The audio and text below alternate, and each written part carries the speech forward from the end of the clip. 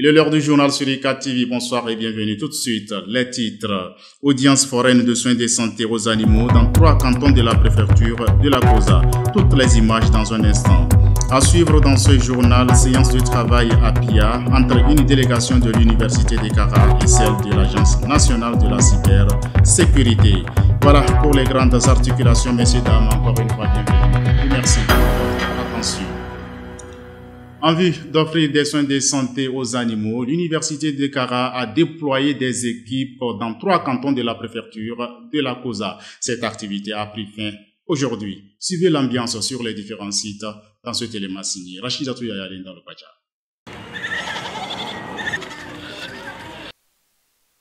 Pia, Lama et Lassa. Voilà les localités dont les animaux domestiques ont bénéficié d'une audience foraine de soins de santé les 27 et 28 juin 2024. Cette activité a été initiée par l'Université de Kara dans le cadre de la célébration de son 20e anniversaire. Les choix ont été proposés sur la base des activités antérieures. Donc ça se fait d'une manière rotative. Donc on a tenu compte. Le premier site, c'est Pia. Pia, il y a 2 endroits qui ont été choisis. Et il faut savoir que l'Institut qui loge également cette formation se trouve sur le campus nord. Donc c'est tout naturel de commencer par son environnement immédiat. Les animaux de compagnie également doivent être en bonne santé pour éviter la transmission de certaines maladies. Donc c'est ce qui motive également cette campagne foraine. Les animaux concernés, c'est les moutons, les chèvres, les chiens et les chats. Et les soins dont il est question, c'est la prophylaxie, c'est-à-dire prévention avec les antiparasitaires. Bon, s'ils sont anémiés, on leur donne des remontants comme Fercopsan ou de la vitamine. Et ceux qui viennent avec les blessures, des infections plus traitement avec l'antibiotique et l'anti-inflammatoire. Par cette activité, l'Université de Kara veut honorer son engagement d'une université au service de la communauté. Ainsi, les populations des localités précitées ont drainé leurs chiens, moutons, chèvres et chats à ce rendez-vous forain. Comme vous le constatez, après examen, chaque animal a reçu les soins adéquats en fonction de son état de santé et de sa pathologie. Cette initiative a été saluée par les bénéficiaires. Je sais pas, c'est la joie, hein. C'est la joie pour toute la population. J'étais très content parce que je me disais, mais avec mes chiens, que ferais-je pour pouvoir les vacciner?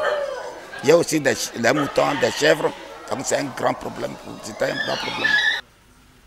Moi, personnellement, ça m'a plu. J'avais l'idée de chercher un vétérinaire pour venir vacciner mes animaux. Avec l'arrivée de la délégation de l'Université de Kara, j'ai apporté mes chèvres et que j'ai eu. Ces chèvres ont bénéficié des vaccins, des soins de santé et que je tiens à les remercier beaucoup.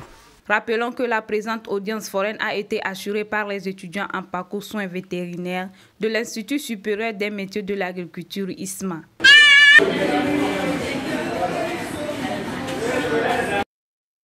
Le cercle des médecins du monde s'élargit. Le mercredi et hier jeudi, 10 jeunes docteurs formés à la faculté des sciences de la santé de l'Université de Kara ont brillamment soutenu leur thèse de doctorat. Le résumé de ces soutenances dans les différents jurys avec Françoise Barota et Fortune Kouyao. 10 au total. Ces étudiants de la 2e promotion formés à la faculté des sciences de la santé de l'Université de Kara ont soutenu leur thèse de doctorat les 26 et 27 juin 2024 au campus sud. Ainsi, ces désormais docteurs en médecine générale ont défendu valablement leurs travaux de recherche devant éminents membres des jurys. Il faut noter que le diplôme de docteur d'État en médecine que nous venons de décerner aux candidats qui viennent de soutenir s'obtient au terme d'un processus qui se fait au minimum sur 8 années d'études.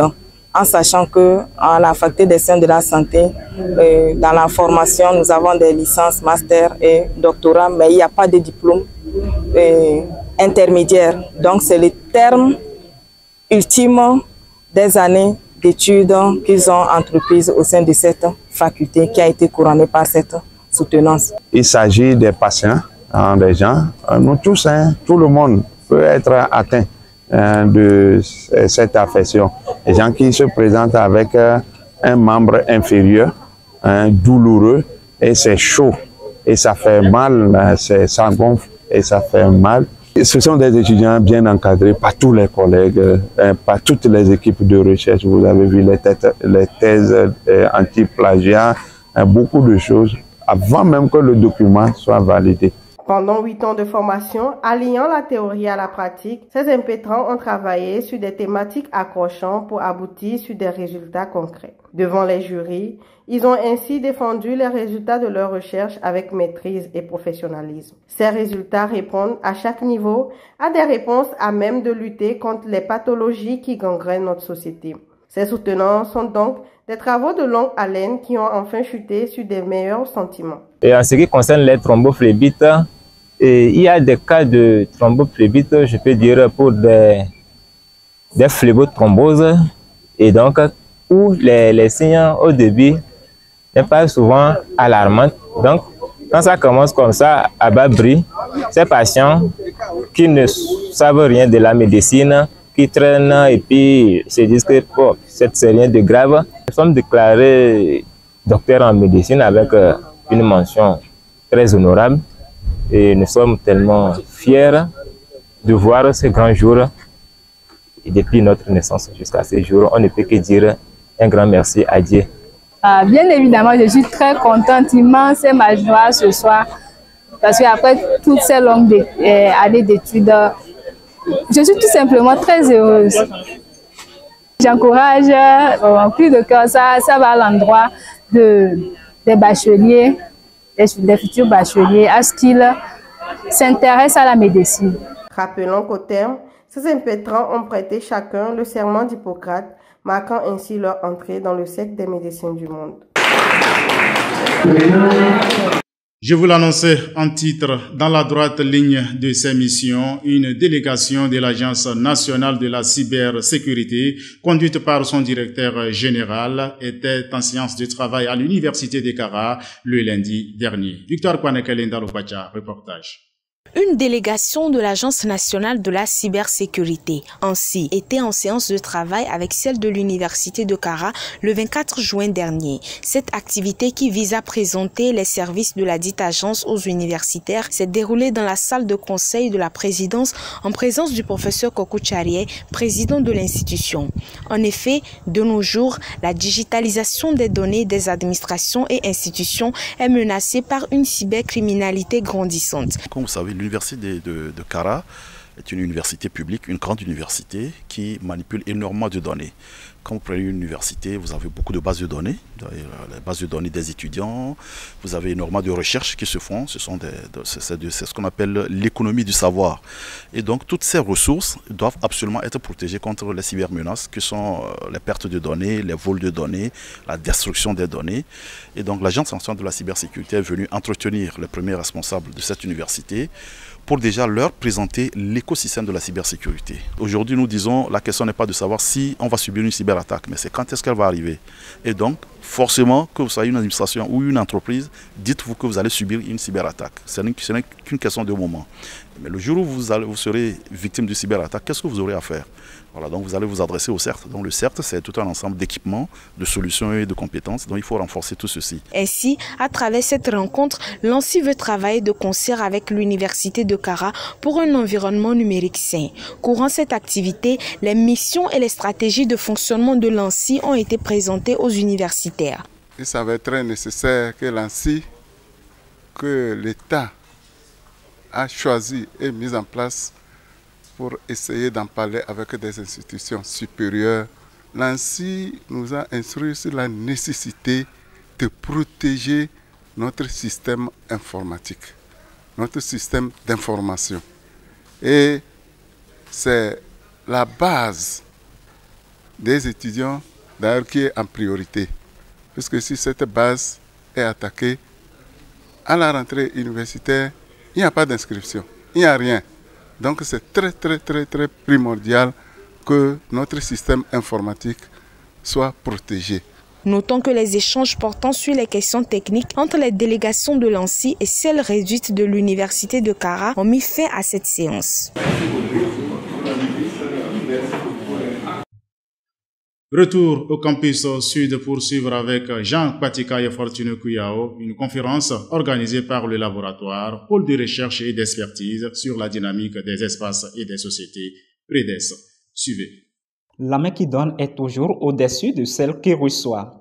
C'est par cet adage populaire africain que M. Yaki Boudjou, anthropologue, professeur émérite à l'Institut des mondes africains IMAF, a introduit la conférence intitulée « Inégalité structurelle du partenariat dans le monde humanitaire ». Cette conférence s'est déroulée le vendredi dernier à l'amphi KAA 200 à la suite d'un séminaire méthodologique international organisé par le laboratoire Pôle de recherche et d'expertise sur la dynamique des espaces et des sociétés PREDES de l'Université de Kara en collaboration avec l'Institut des mondes africains IMAF de l'Université Aix-Marseille. Les partenariats Nord-Sud sont liés aux inégalités Nord-Sud et aux inégalités entre pays donateurs et pays récepteurs de l'aide.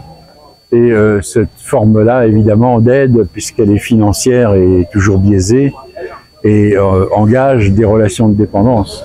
À cette conférence où enseignants-chercheurs, doctorants et masterants ont pris part, les contours et les mécanismes du partenariat Nord-Sud ont été l'objet de discussions. La problématique de financement des projets de développement dans les pays du Sud par le biais de ces partenariats et les enjeux a été également abordée au cours de cette conférence. Ce qui est ressorti de cette conférence, c'est que les pays du Sud doivent penser et repenser les partenariats qu'ils signent avec les pays du Nord ou les pays développés.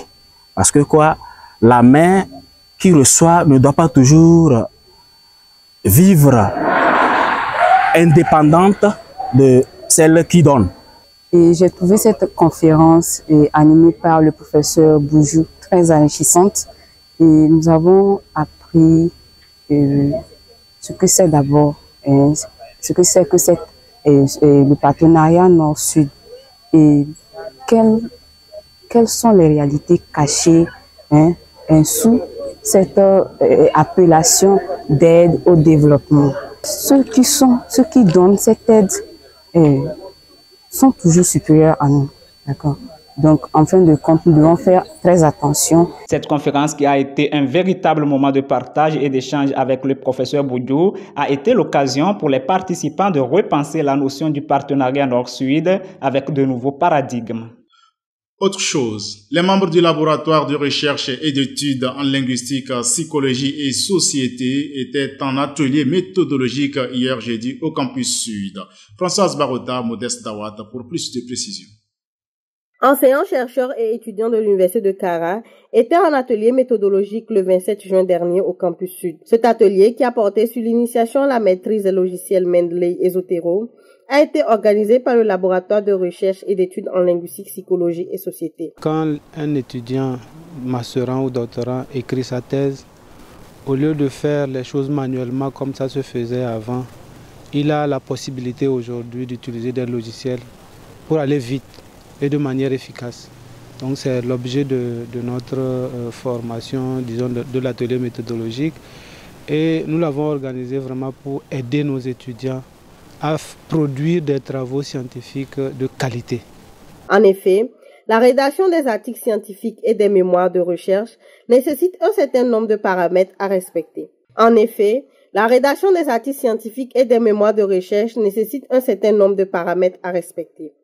Ainsi, à travers la maîtrise de ces logiciels, les participants pourront d'ores et déjà avoir plus de facilité dans l'élaboration des références bibliographiques dans la rédaction de leurs documents. Dans la recherche scientifique, c'est important d'automatiser les tâches, en fait, parce qu'on est à l'ère du numérique et dans la recherche, il faut pouvoir aller un peu plus vite. Donc Mendeley est une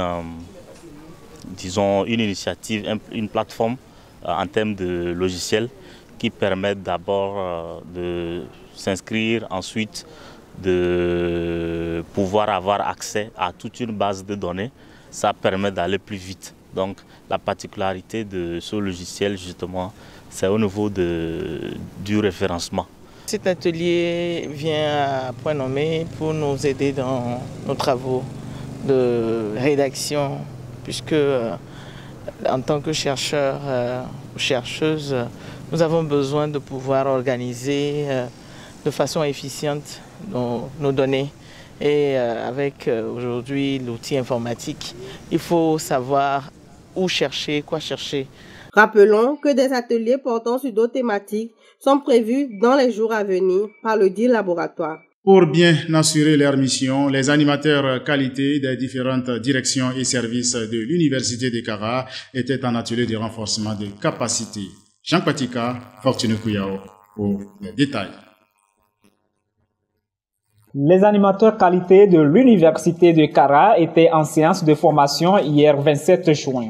Cette formation est un renforcement de capacité de ces agents qui assurent le déploiement de la démarche qualité au sein des unités de gestion de l'université. Elle a été organisée par le service d'assurance qualité interne en collaboration avec la direction des ressources humaines. Le lancement des activités de cette formation a été fait par M. Dioba Anakoma, directeur adjoint de la direction des ressources humaines, représentant le président de l'Université de Kara. C'était en présence du professeur Musoki Azan-Legui Boumé, conseiller responsable assurance qualité interne RAKI. L'Université de Kara, depuis 8 ans, s'est engagée formellement et officiellement dans la démarche qualité, donc dans le management par le système de la qualité. Et cette décision de l'autorité de l'institution porte ses fruits aujourd'hui. Mais ce que nous savons, c'est que la démarche qualité n'est pas quelque chose de ponctuel, n'est pas quelque chose qui finit. C'est une démarche dans laquelle on est continuellement, parce qu'on est appelé à chaque instant à mieux faire. Pour cette séance de formation, les animateurs qualité interne ont pris connaissance de l'organisation, du fonctionnement et des actions du service d'assurance qualité interne. Les outils et stratégies d'analyse d'un établissement supérieur sur le plan qualité, le rôle et les responsabilités d'un animateur qualité, la présentation d'une procédure et l'importance des délais dans leur démarche qualité sont les principaux points qui ont été abordés lors de la formation. Il fallait ce cadre de formation pour m'approprier les outils d'évaluation, les outils qui peuvent nous permettre d'atteindre les objectifs.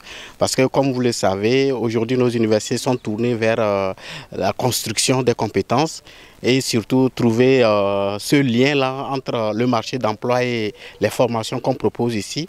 Donc cette formation vient à point nommé pour nous permettre de nous approprier les moyens pour améliorer le système d'enseignement, le système de formation. À travers cette formation, le service d'assurance qualité interne veut maintenir le processus de l'implémentation continue de la démarche qualité à l'Université de Kara. Pour finir, accompagner les étudiants en fin de cycle pour une meilleure insertion sur le marché de l'emploi. Tel était l'objectif d'une formation organisée par l'Université de Kara à leur endroit. Rachida Touyaya, Fortune Kouyao.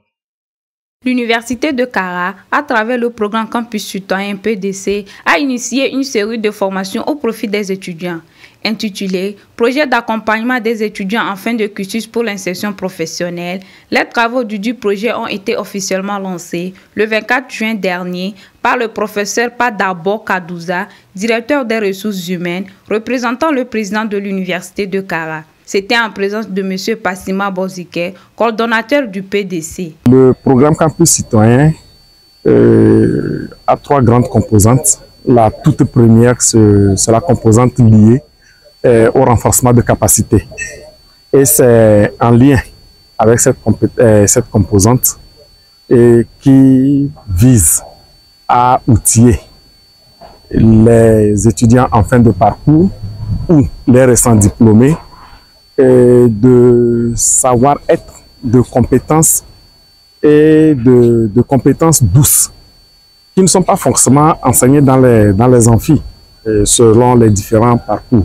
Je voudrais remercier le président de l'Université de Kara, le professeur Kokou Tcharié, qui nous a soutenus, accompagnés et autorisé et financé une telle activité. Le premier module a porté sur les règles et principes de communication en milieu professionnel.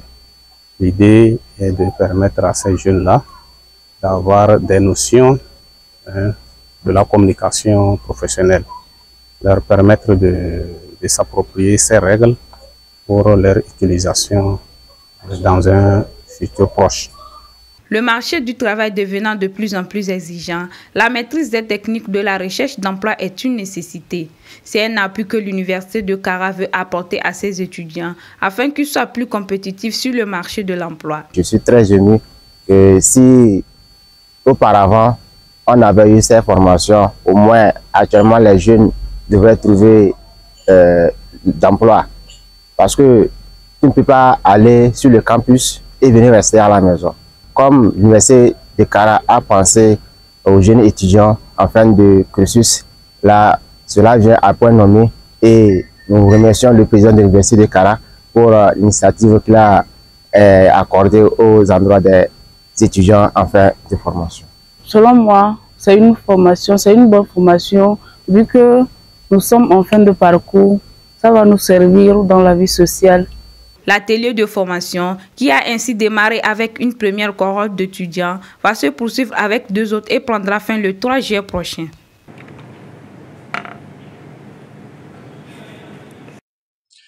Fin de ce journal, je vous en rappelle les grandes lignes. Audience foraine de soins de santé aux animaux dans 3 cantons de la préfecture de la COSA. Il était également question dans ce journal d'une séance de travail à Bia entre une délégation de l'Université de Kara et celle de l'Agence nationale de la cybersécurité. Voilà, c'est fini pour ce rendez-vous informationnel de la semaine. Merci de l'avoir suivi. Excellent week-end à toutes et à tous. Bonsoir.